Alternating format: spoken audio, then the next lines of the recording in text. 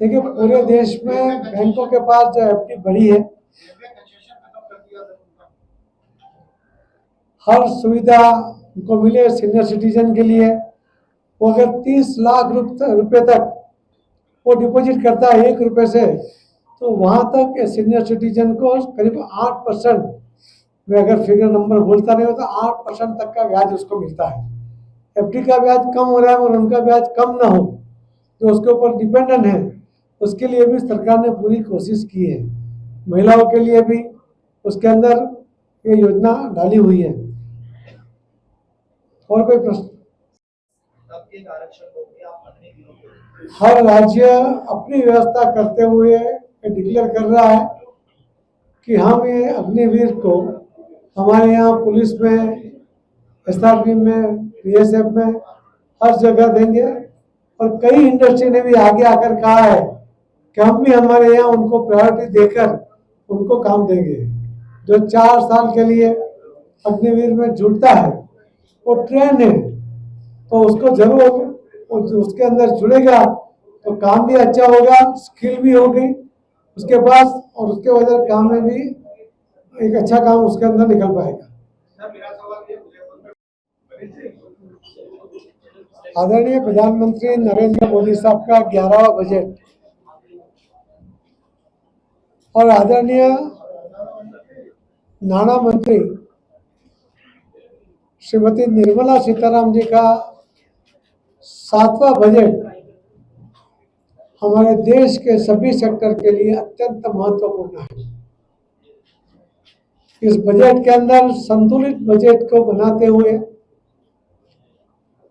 आदरणीय प्रधानमंत्री जी ने इस देश के महिला, इस देश के युवा, इस देश का किसान, इस देश के मध्यम वर्गीय लोग, हर सेक्टर के लोगों के लिए कुछ न कुछ उनको फायदा हो, उनका जीवन सुधरे, उनकी आर्थिक व्यवस्था मजबूत हो, उसके लिए ये बजट में बहुत सी व्यवस्था की गई है। वैसे तो आदरणीय प्रधानमंत्री जी जब प्रधानमंत्री बने थे तब कांग्रेस के लोग कहते थे कि मनमोहन जी अर्थशास्त्री है और नरेंद्र मोदी जी चाय वाले हैं, तो ये बजट क्या समझेंगे, क्या देंगे। तो 11 साल कंटिन्यू बजट देने के बाद जिस तरह देश जब मनमोहन जी के टाइम में 11वें नंबर पर हमारी अर्थव्यवस्था थी, वो आज 5वें नंबर पे है। और इंटरनेशनल मॉनिटरिंग संस्था है, उन्होंने खुद अभी कहा है कि जो ना हमारे देश के साथ उसका संबंध है, न हमारा देश का कोई प्रतिनिधि उसके अंदर है, पूरे दुनिया के सभी देशों की अर्थव्यवस्था के ऊपर उनकी टीका टिप्पणी होती है, सर्वे होता है। उन्होंने अभी कहा है कि 2027 में भारत देश की अर्थव्यवस्था 30वें नंबर पे होगी और आज भी हमारा जीडीपी और करीब 4 लाख करोड़ तक ये पहुंच गया है। अपने आप में 5वें नंबर से 30वें नंबर पे जाना एक बहुत बड़ी बात है, और 11वें नंबर से 5वें नंबर पे आना वो भी अपने आप में बहुत बड़ी बात थी। और इस मंजिल को आदरणीय प्रधानमंत्री मोदी जी और फाइनेंस मिनिस्टर श्रीमती निर्मला जी उसके लिए पूरी कोशिश कर रहे हैं कि देश के सभी लोगों को, वो अगर आर्थिक रूप से मजबूत होंगे तो ही देश 30वें नंबर पे जा पाएगा। और इसीलिए इस बजट के अंदर जो नौकरी करने वाले लोग थे, जो मध्यम वर्ग के लोग थे, उनको भी राहत दी है और उनको भी उसके अंदर फायदा हुआ है। उसी तरह युवाओं के लिए भी 1 करोड़ युवाओं को रोजगारी मिले, उसके लिए भी इसके अंदर योजना बनाई गई है। महिलाओं के लिए भी बहुत सी योजना इसके अंदर की गई है। महिला सशक्तिकरण के लिए भी 1.5 लाख करोड़ की व्यवस्था इस बजट में स्पेशली उनका आवंटन किया गया है। जो आपकी आवश्यकता है उसके अंदर बहुत बड़ा जल का एक बड़ा जत्था आपको उसमें से मिलने वाला है। तो मैं आपको यही कहना आया हूँ कि आपने बजट में देखा होगा कि हर सेक्टर को समाविष्ट करते हुए एक संतुलित बजट देने के कारण आप देखिए कि पूरे दुनिया में पेट्रोल और डीजल सबसे सस्ता अगर कोई देश में मिलता है तो हमारे देश में मिलता है, और इसके कारण लोगों के ऊपर उसका कोई ज़्यादा वजन नहीं आता। यूक्रेन और रशिया के युद्ध के बाद पूरी दुनिया में पेट्रोल डीजल के भाव बढ़े, खाद के भाव बढ़े हैं, मगर यहाँ कोई भाव आदरणीय मोदी जी ने बढ़ने नहीं दिया है। तो ये संतुलित बजट के कारण जो पूरे देश की अर्थव्यवस्था तीसरे नंबर पर लाने की जो कोशिश मोदी साहब करते हैं वो बिल्कुल सफल होगी। ये तीसरे नंबर का आर्थिक व्यवस्था का परिणाम स्वरूप इस देश के सभी सेक्टर के लोगों के पास पैसा होगा और आर्थिक रूप से समृद्ध होंगे, तभी ये देश तीसरे नंबर पे जा पाएगा। तो सबको साथ लेकर सबका विकास करते हुए इस जो संतुलित बजट के द्वारा मोदी साहब ने इस देश के लोगों के लिए, हर सेक्टर के लिए जो काम किया, मैं उसके लिए उनका आभार भी व्यक्त करता हूँ। और आप सबको भी इस बजट का जो महत्व है वो समझाते हुए उसके हर सेक्टर का हर पहलू पे आपने भी गौर किया होगा, उसको कर आपके माध्यम से लोगों तक पहुँचे, ये मेरी विनती रहेगी। तो उसके लिए मैं आपको मिलने का सौभाग्य प्राप्त हुआ। धन्यवाद। मैंने आपको कहा कि हमने राजस्थान को हमारे मंत्रालय से नल से जल यानी हर घर पानी, शुद्ध पानी देने के लिए जो प्रधानमंत्री जी की अपनी योजना है उसमें 30,000 करोड़ रुपए राजस्थान के लिए आवंटित किए थे। सरकार कांग्रेस की थी, उन्होंने वो पैसा उठा नहीं पाए, काम कर नहीं पाए, उन्होंने उस पर से सिर्फ 10,000 करोड़ रुपया ही खर्च पाए। 20,000 करोड़ रुपया उसके अंदर बचा है। अगर वो पैसा वो ले लेते और अपना भी 20,000 करोड़ रुपया लगा देते तो ये योजना आज राजस्थान में भी हर घर में शुद्ध पानी मिल जाता। मगर कांग्रेस की सरकार ने काम नहीं करने की वजह से ये हुआ है। मगर अभी ये नई सरकार में नए मुख्यमंत्री जी भजन लाल जी ने, उनकी सरकार ने अभी वो ठान लिया है कि जल्दी से हर घर में इस शुद्ध पानी मिले, उसके लिए वो कोशिश में लगे हुए हैं। हमारे जुड़ा हुआ विषय एक सवाल आपको पूछना चाहता हूँ। आजकल देख रहे हैं सोशल मीडिया पे, न्यूज़पेपर में, जहाँ भी कोई चाहे लोकसभा अध्यक्ष हो चाहे प्रधानमंत्री हो, तो विपक्ष उनका किसी बात को लेकर क्यों आड़ा हाथ ले? क्या हर जगह विरोध कर रहा है विपक्ष। देखो लोकशाही है और लोकशाही में यही मोदी साहब को 10 करोड़ लोग फॉलो करते हैं दुनिया में, और उसके नीचे कोई आधे में भी नहीं है, और उसमें उससे भी नीचे हमारे देश के कोई पार्टी का नेता और 10% में भी नहीं है। तो ये उनकी लोकप्रियता है। मगर कुछ लोग लोकशाही के नाम पर, अपनी स्वतंत्रता मिले इसके नाम पर मुद्दे बनाते हुए सोशल मीडिया में जो लिखते हैं तो उनकी अपनी सोच है, वो मुद्दा आधारित नहीं लिखते, उनको विरोध करना है इसके लिए लिख रहे हैं, वो उनका अधिकार है लोकशाही में, उसको रोक नहीं सकते। बहुत बहुत धन्यवाद। मैंने कहा कि ये गरीबी का फिगर ये 10 साल का नहीं है, 70 साल के कांग्रेस के शासन में ये लोग गरीब थे और गरीब ज्यादा होते रहे थे। पहली बार हर गरीब के लिए कुछ ना कुछ देकर, हर सेक्टर के लिए कुछ ना कुछ रेकड़ी वाला है उसको भी 10,000 की लोन देते हुए, 20,000 की लोन देते हुए, 50,000 तक भी उसको लोन देकर, जो वो मार्केट से ब्याज पे पैसा उठाता था, डेली बेसिस पे 5% 10% का ब्याज देता था, उसके बजाय आज उसको 4% और उससे भी कम रेट में उसको सरकार मदद कर लेकर ये गरीबों को वो ऊपर उठा रही है। हर गरीब को कोई ना कोई योजना का लाभ मिले उसके लिए, और एक कई गरीबों को मकान मिला जिन्होंने कभी अपना मकान सोचा नहीं था। ऐसे 4 करोड़ लोगों को ये अपना खुद का मकान हुआ है जो उसने कभी सपना भी नहीं किया था। इस बजट में और 3 करोड़ लोगों को ये मकान मिलेगा। योजना में ही है कि अगर किसी के पास मकान है तो उसको दूसरा मकान नहीं मिलता।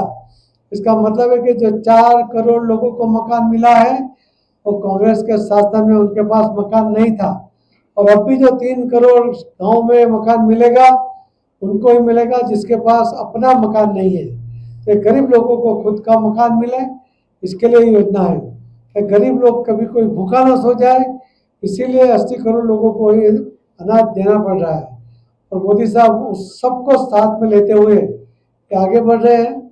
ये ठोस फिगर है, ये दुनिया ने माना हुआ है, विपक्ष माने या ना माने मगर ये सत्य हकीकत है। तो वरिष्ठ नागरिकों पे बताइए ना, 70 सालों में कोई योजना नहीं बनाई थी। आदरणीय प्रधानमंत्री नरेंद्र मोदी साहब ने पहली बार किसानों को सम्मान दिया, बिना हाथ लंबाए उसके अकाउंट में सीधा 6,000 रुपया हर साल जमा हो जाए, उस तरह की योजना बने और हर साल 3 हफ्ते में उसके अकाउंट में 6,000 रुपया कंटिन्यू जमा होता है। ऐसी मदद कभी किसानों को नहीं मिली थी। आप जानते हो कि पूरे रशिया यूक्रेन के युद्ध के बाद पूरी दुनिया में खाद के भाव बढ़े हैं, मगर यहाँ पर भी उसके इफेक्ट अगर आता तो किसानों का खाद महंगा हो जाता, वो उतना खर्च नहीं कर पाता। मोदी साहब ने खाद का भाव बिल्कुल बढ़ने नहीं दिया, उन्होंने सब्सिडी बढ़ा दी और इस सब्सिडी के कारण जो बोरी 1,600 रुपये में आती है उसके ऊपर 1,200 रुपये की सब्सिडी यानी 3 गुना कीमत की सब्सिडी आदरणीय प्रधानमंत्री मोदी जी के इस बजट के कारण, उनकी व्यवस्था के कारण सब लोगों को मिल रही है। आप देखेंगे हर राज्य को अपनी जवाबदारी वहन करने के लिए पैसा कभी कर लेना पड़ता है, कभी टैक्स लगाना पड़ता है। इस देश के सभी राज्यों के लिए 1.5 लाख करोड़ मोदी साहब ने 50 साल के लिए बिना ब्याज का लोन दिया है। 50 साल किसने देखा है? और 50 साल तक न तो उसे कोई उसका हफ्ता देना है, न उसका कोई ब्याज देना है, यानी लौटाने की भी जवाबदारी अभी नहीं है। उसकी वजह से वो अपने राज्य में और ज्यादा विकास के काम वो कर पाते हैं। इस योजना के कारण, इस बजट के कारण हर क्षेत्र में सभी लोगों को फायदा हो उसके लिए भी तो काम किया गया है।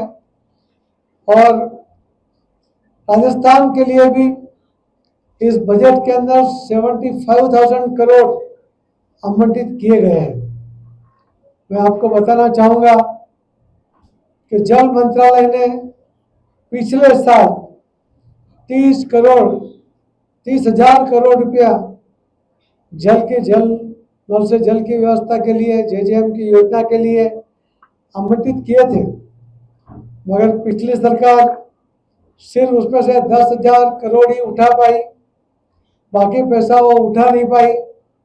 और उसके कारण राजस्थान में जेजेएम का काम भी थोड़ा कम हुआ है। मैं अभिनंदन करूंगा नए मुख्यमंत्री जी को कि उन्होंने आते ही अभी 1 महीने में 3 बार उन्होंने दिल्ली आकर आदरणीय प्रधानमंत्री जी को, आदरणीय गृह मंत्री जी अमित भाई शाह जी को, फाइनेंस मिनिस्टर को और मुझे भी मिलकर उन्होंने अपनी बात रखी है। और आने वाले दिनों में जो रिवर लिंकिंग का प्रोजेक्ट चल रहा है उसके अंदर अभी तक जो उसकी तैयारियां हो रही थी, तो पहले प्रोजेक्ट में करीब 20 छोटी छोटी नदियां इस प्रोजेक्ट के कारण 24 जुलाई को उसका एमओयू साइन हो जाएगा। मध्य प्रदेश और राजस्थान के दोनों मुख्यमंत्री उसके लिए राजी हो गए। आदरणीय प्रधानमंत्री मोदी साहब के दरमियानगिरी से, उनके इंटरफेरेंस से ये काम हो रहा है। देश के अंदर अनाज फ्री दिया जा रहा है। हम 5वीं अर्थव्यवस्था अनाज मिलकर बढ़ रहे हैं। जब 80 करोड़ लोग देश में फ्री अनाज ले रहे हैं, कैसे हम कह सकते हैं कि हमारे देश की अर्थव्यवस्था अच्छी है? नंबर 2, देश में जो वरिष्ठ नागरिक हैं उनको लेकर के इस बजट में कुछ भी नहीं है। बहुत समय से डिमांड थी कि रेलवे में वरिष्ठ नागरिकों को, मैं आपको बताऊं कि 80 करोड़ लोग आज गरीब नहीं हुए या 10 साल में गरीब नहीं हुए। 10 साल में जो ऑफिशियल रिपोर्ट है जो नेशनल लेवल की जो कमेटी ने दिया है रिपोर्ट, उसने कहा है कि 10 साल के अंदर 25 करोड़ लोग गरीबी रेखा से बाहर आए हैं। ये नरेंद्र मोदी जी की देन है और विश्व के जो महासत्ता है उन्होंने भी ये कबूल किया है कि जो मोदी जी ने 10 साल में 25 करोड़ लोगों को गरीबी से बाहर लाए हैं, वो कभी हम भी नहीं ले कर सकते ऐसा बड़ा काम ये मोदी जी ने कहा है। मोदी जी ने जो गरीबी हटाओ का सूत्र कांग्रेस के समय में इंदिरा जी ने दिया था, कांग्रेस ने उसके ऊपर काम किया, लोगों को उसे एक सूत्र देते हुए उन्होंने सरकार बनाते रहे, मगर कोई काम उसमें नहीं हुआ। आज मोदी जी जो गरीबी रेखा को जीरो ले जाने की कोशिश में लगे हुए हैं, तो ये अपने आप में बड़ी बात है। और जब 100 साल में होने वाले महारोग जो कोरोना, ये मोदी साहब के समय में आया, उस टाइम पूरा इंडस्ट्री बंद था, सभी काम बंद थे, पूरे दुनिया के कई देशों में आज भी वो उसमें से ऊपर नहीं उठ पाए, और हमारा देश ऊपर उठा। 11वें नंबर से हमारी अर्थव्यवस्था ये 5वें नंबर पे आई। ये अर्थव्यवस्था का काउंट हम नहीं करते हैं और नेशनल लेवल पे, इंटरनेशनल लेवल पे वो काउंट होता है। और उन्होंने कहा है कि हम अभी 5वें नंबर पे हमारी व्यवस्था है। वो 2 करोड़ लोगों को फ्री में वैक्सीन देते हुए ये महारोग के कारण, आपको पता होगा कि 100 साल पहले भी ऐसा एक महारोग अमेरिका में आया था और रोग के कारण जितने लोग मरे थे उससे ज्यादा लोग भूख के कारण मरे थे। मोदी जी ने इस बात को गौर करते हुए इस महारोग में एक भी आदमी भूख से उसका मृत्यु ना हो उसकी केयर करते हुए, और जो व्यवस्था में कोरोना के कारण जो कमी आई थी, जो हम थोड़े पीछे थे, उसमें एक गरीब लोग ज्यादा गरीब ना हो जाए, कोई भूख में भूखा ना रह जाए, उसके लिए उन्होंने 2029 तक 80 करोड़ लोगों को पर हेड 5 किलो अनाज फ्री में देने का जो बात कही है वो दुनिया में किसी ने नहीं की। अगर 70 साल में कांग्रेस इसकी केयर करती तो इतने बड़े संख्या में एक गरीब आदमी इसमें नहीं होती, मगर मोदी साहब उसके ऊपर काम कर रहे हैं, वो सफलता भी प्राप्त कर रहे हैं और वो जरूर करेंगे। पूरे देश और दुनिया को भी भरोसा है।